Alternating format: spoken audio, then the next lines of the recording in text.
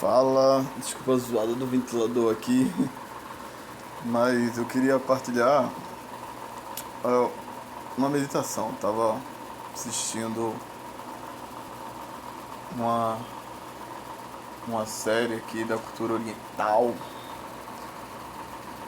né? Uma série animada da cultura oriental e abordava sobre a ideia de honra e fez me lembrar uma certa mentalidade do mundo antigo, né? Do Oriente Médio. Eu meditei um pouco, eu pensei um pouco sobre uma bem-aventurança específica, que ela deixa insossa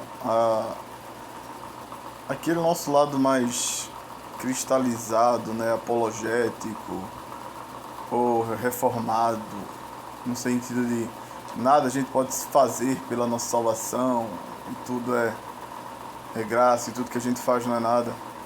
Mas eu me lembrei do elogio que Cristo faz de uma bem-aventurança, de uma das bem-aventuranças, que ele fala: bem-aventurados os misericordiosos, porque eles alcançarão misericórdia. Esses misericordiosos eram pessoas que seu objetivo na misericórdia, aquilo ali já é o resultado da própria bem-aventurança, porque as bem-aventuranças não é por exemplo, sei lá, bem-aventurados os mansos porque herdarão a terra, ou seja, aqueles que têm paciência, os tolerantes, os que suportam muitas coisas, chegam mais longe, conquistam mais coisas, né? Enfim, sujeitam o mundo a si por conta de sua flexibilidade. Coloca o mundo no bolso. A gente tem aqui esse ditado no Nordeste: a pessoa que se finge de louco, ou se finge que não é com ela. É o nosso jeito nordestino de dizer que aquele que tem muita tolerância, né, que se permite passar e sofrer, esse cara vai colocar o mundo no bolso e tal. O mundo judaico tem esse mesmo tipo de pensamento, só que com a ideia de mansidão, a ideia ativa de ser manso, né? Mas vamos lá. Os misericordiosos, eles estavam ligados às pessoas que viviam em misericórdia para quase que uma barganha e não uma barganha. Vamos pensar assim, né? Mas quase que para negociar misericórdia com Deus, né? E não pense que faltava sinceridade dessas pessoas, né? A cultura oriental tem muito disso.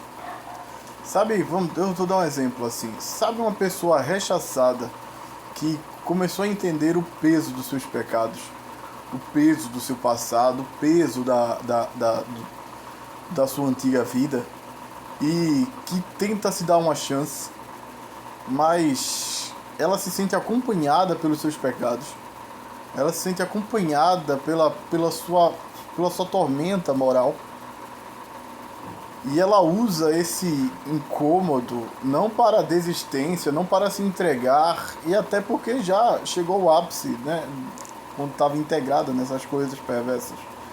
Ela usa esse incômodo para não ceder, não volver.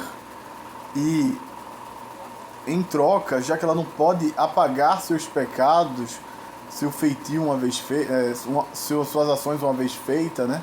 Mesmo que perdoado por Deus, você sabe que a realidade experimentou daquela tua má ação.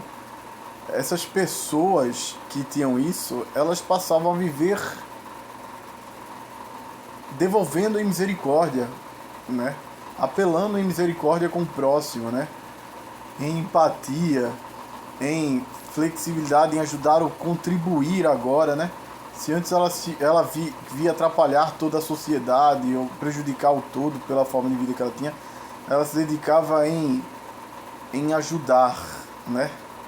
Em contribuir, né? Então era quase que um gesto penitente e tal. E essas pessoas, elas tinham quase que uma perspectiva quase que contrária, porque elas tinham um pensamento de graça assim, né? Mas quase que contrário daquilo que a gente hoje fica meio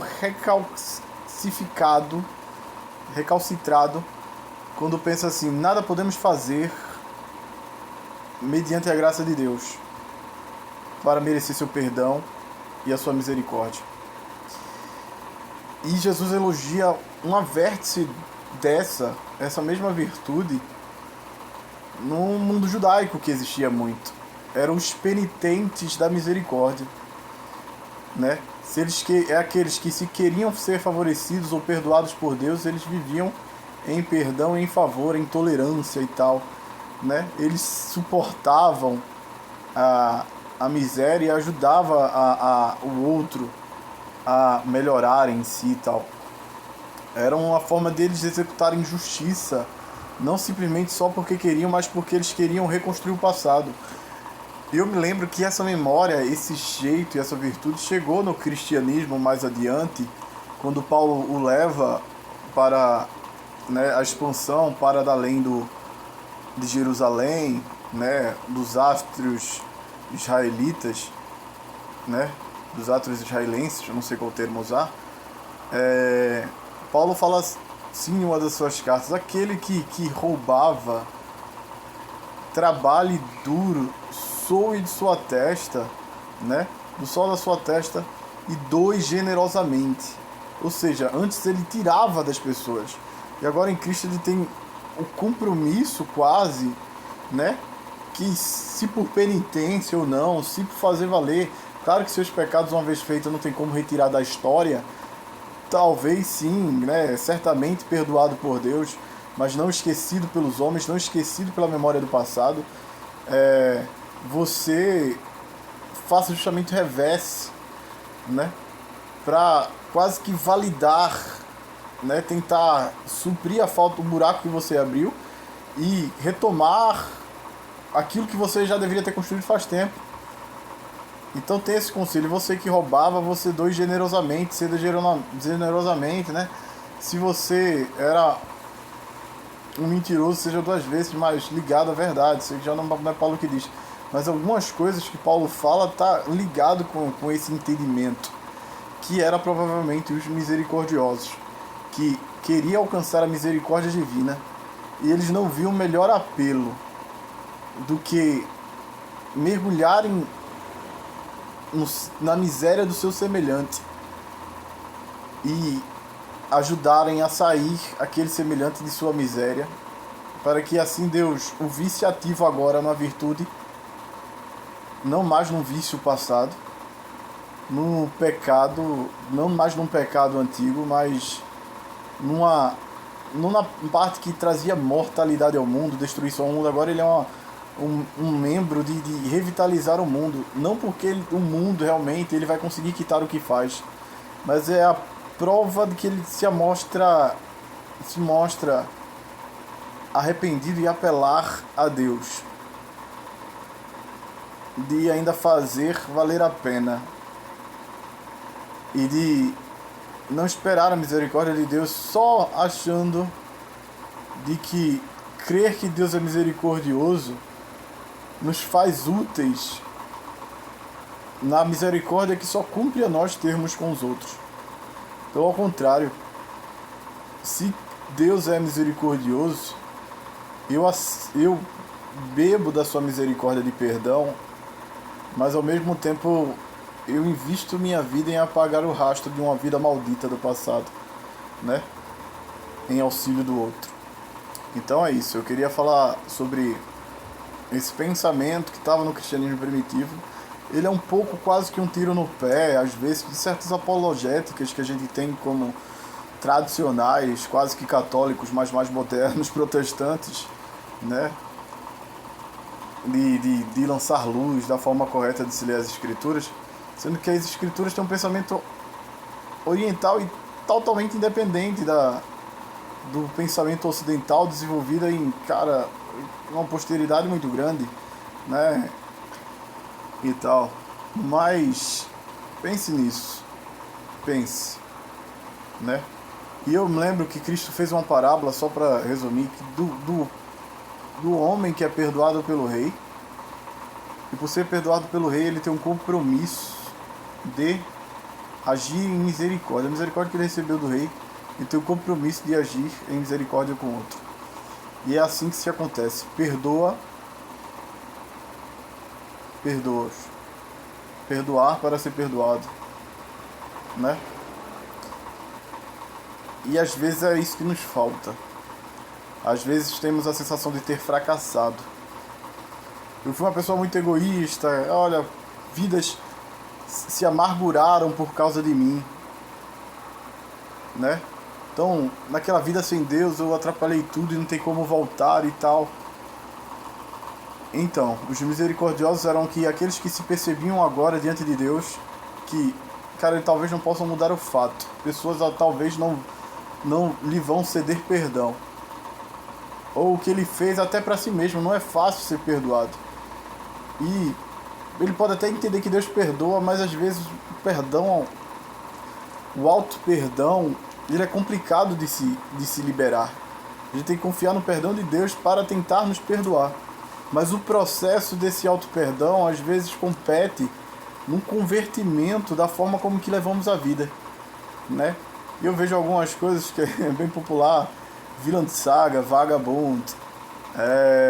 Eu estou assistindo aqui agora o Samurai X, de homens que um dia foram sanguinários, de homens que um dia foram levados pela mágoa ao fundo da miséria e quase que numa tentativa de resgatar ou diante da nova oportunidade, diante de um bem maior, eles começam a se dedicar no oposto da vertência do que ele fora no passado. Então, de fato, às vezes nos ajudar a nos perdoar, operando justamente o oposto daquilo que no passado operamos para mal, fazendo para o bem. E nem isso, nem sequer é sobre se perdoar, mas é também justamente uma demonstração do incontento, que a nossa consciência talvez tenha medida real do tamanho de nossos pecados, e a gente não está confortável, não está contentado com o que marcamos no nosso histórico. Por isso, continuamente investimos a nossa energia, o nosso resto de alma e de espírito para incendiarmos a nós mesmos de uma vez até que não sobre nem brasume. Incendiarmos-nos, acendermos, inflamarmos de tal forma que nada do pavio da vida de agora em diante tem a ver com aquele fogo impuro de que um dia nós fomos. Então é isso que eu queria dizer a vocês. Então, bem-aventurados os misericordiosos, porque eles alcançarão misericórdia. Essa bem-aventurança ela é pesada, porque ela às vezes denota que a misericórdia ela é praticável para ser alcançável. A gente não só aceita a misericórdia de Deus, mas como devemos refleti-la. Mas ela também tem um peso de que se você não se vê acessado pela misericórdia divina, se não se vê descansado por suas culpas, né? Se não se vê auto-perdoável, se não se auto-perdoa, que tal você ser um instrumento oposto daquilo que você foi? Nem que seja de forma penitente, nem que seja para você aceitar com menos dor, não que diminua a culpa, mas que te faça útil diante dela, né? E certamente o Deus que vê e julga a validade e as intenções do coração humano poderá dar aquilo que vivemos nos oferecendo ao nosso próximo. Mesmo que dentro de nós há uma constante quietação, pedindo por auto-misericórdia e perdão. É o nosso jeito de apelarmos para Deus, reconhecendo a miséria que é ser um miserável, e evitando que nós mesmos voltemos a provar de ser assim e outros em nossa volta não provem, não venham a provar aquilo que provamos no passado.